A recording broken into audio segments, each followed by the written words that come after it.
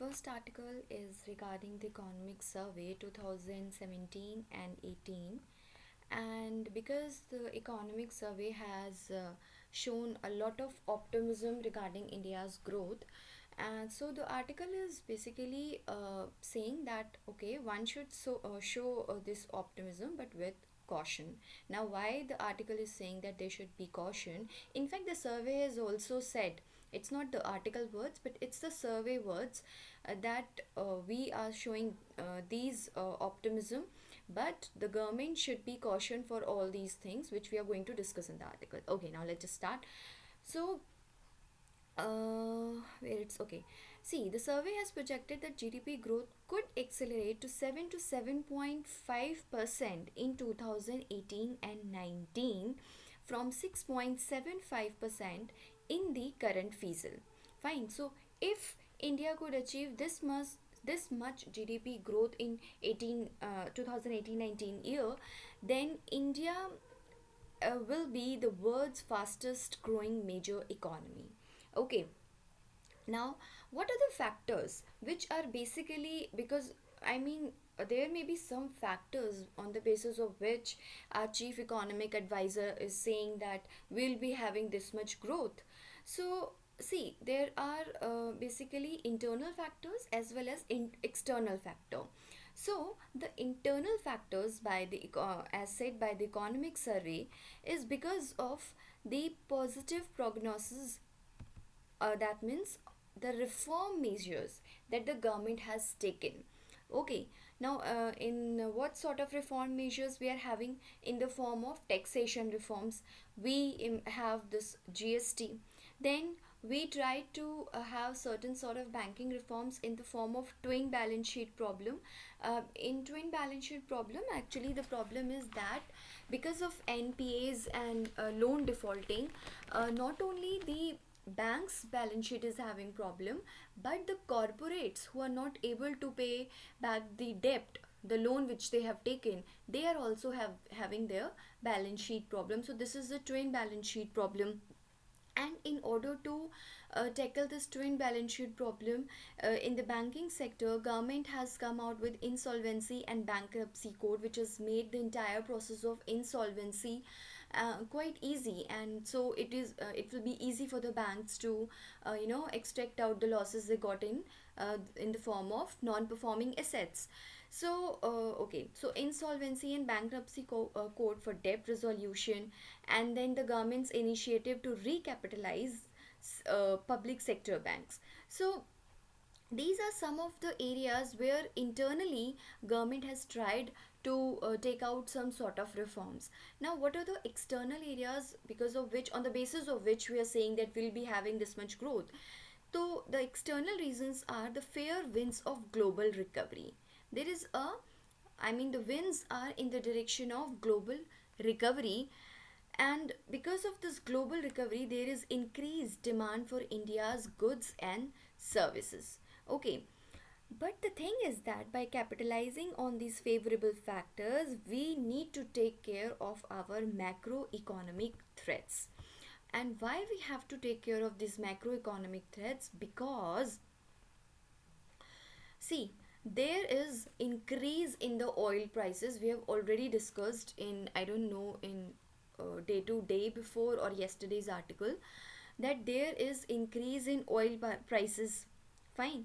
And secondly, our stock market is also soaring to new high on daily basis.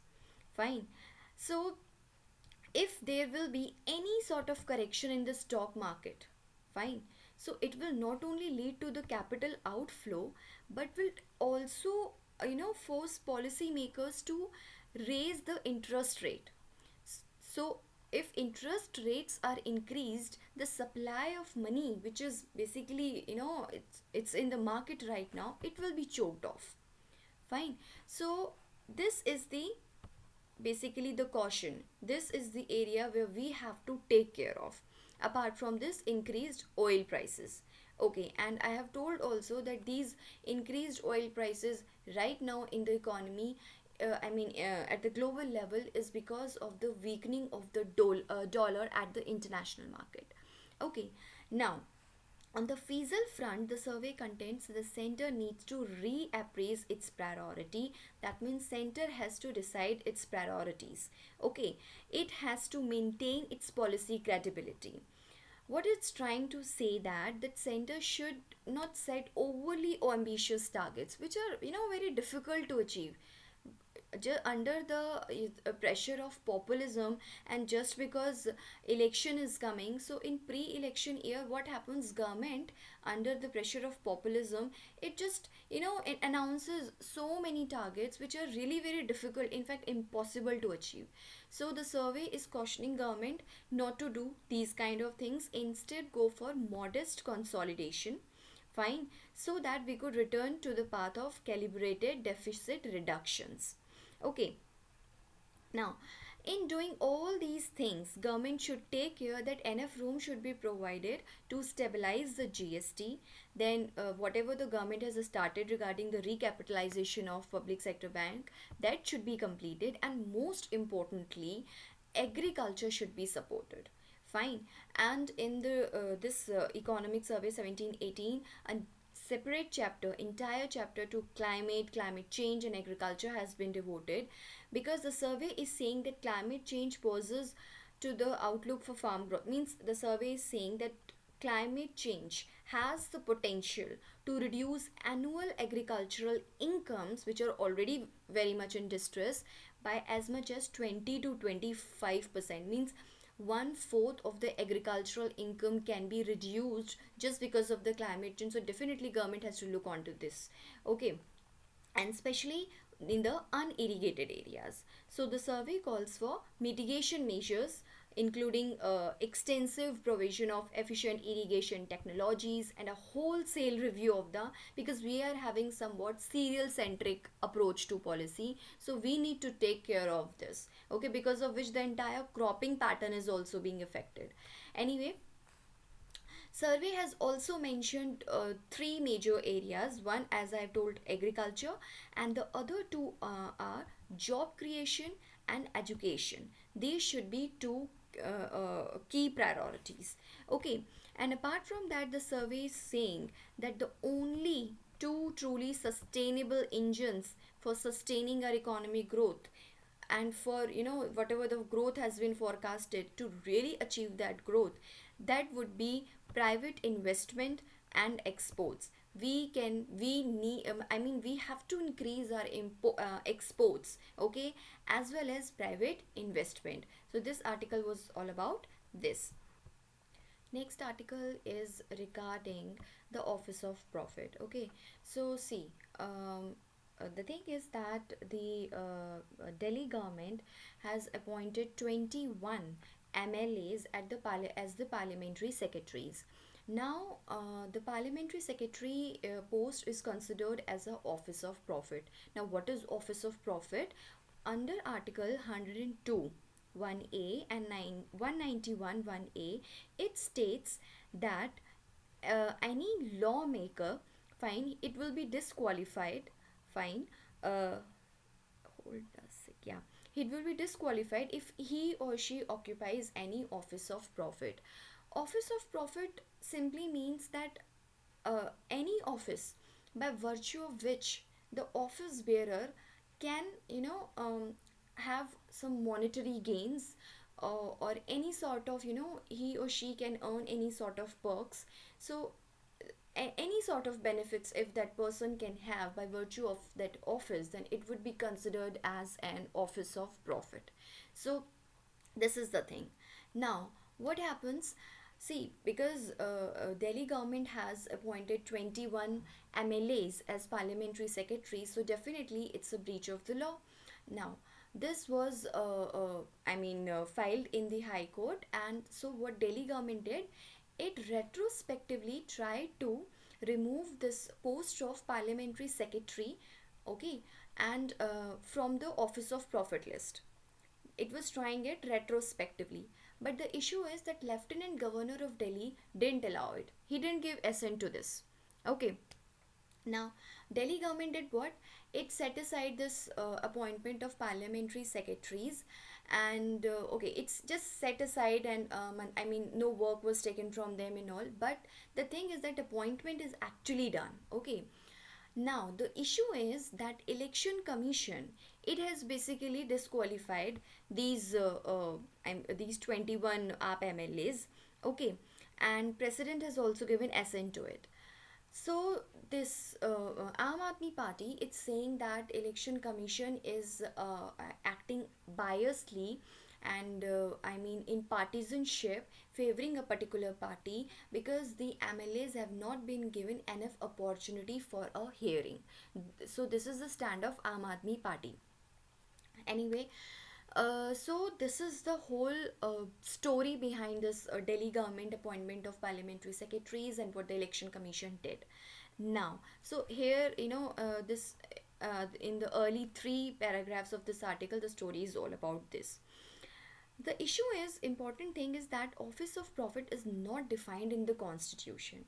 Only with the Supreme Court in various forms of judgments, in multiple decisions, we can somehow track that yes, this is office of prophet. Okay. Now, the issue is that this entire concept of office of prophet has originated from Britain, where during the conflicts between the crown and the parliament in the 16th century, the House of Commons disqualified members from holding executive appointments. See, the basically the story behind this is that this concept is taken from Britain, which in 16th century it basically tried to in order to sort out the conflict between the crown and the parliament. Okay, what it did, it disqualified certain members from holding any sort of executive organization, because then it would be direct competition to the crown. Okay, so basically the idea was that these people cannot hold this executive position. The thing is this. Okay, and parliamentary secretary is definitely a position of executive. Okay, so we have adopted from this. Okay, now the issue is, hold on a second. Why government do these kind of appointment of the parliamentary secretaries? See, the trend of appointing MLAs as parliamentary secretaries is done across the political spectrum. Okay, in many states it's being done. For example, many of the and many of these have been legally challenged also. For example, recently the Supreme Court struck down the Assam parliamentary secretaries. This is an act basically on the basis on the parliamentary secretary, and Supreme Court called it unconstitutional. Fine. So the issue is that when time and again Supreme Court has already mentioned that this is office of prophet and this is unconstitutional, then why do states they appoint parliamentary secretaries at the very first place? The question is this. So, see, such posts are mainly to reward MLAs who do not find a place in the cabinet. Okay, so those MLAs who do not find a position of minister in the cabinet, they are rewarded in this manner. Okay, you are not getting any position. Okay, okay, we'll appoint you as parliamentary secretary, hold on this executive position. Okay, but the problem is, why all these MLAs cannot have the position at in the cabinet is because of this article 164A, 1A of the constitution, because it puts limitations on the number of ministers that can be appointed. It put basically put limitations on the number of ministers to be appointed in state cabinets, including the chief minister. So in states, in state assembly, the limit is 15% of the total number of MLAs of the state. I mean, whatever the total number of MLAs are, only 15% of them can be in the cabinet, including the chief minister. But in the case of Delhi, it's the limit is only 10%. Okay, so the thing is this. Now, so the conclusion we can derive is that this appointment is to get around this constitutional gap that state governments create such post. Okay, and this article 164 1A was inserted by the 91st Constitutional Amendment Act in 2003 on the recommendation of the M.N. Venkatachalya headed National Commission to review the working of the Constitution. So it was basically inserted that time in 2003. Now, uh, okay.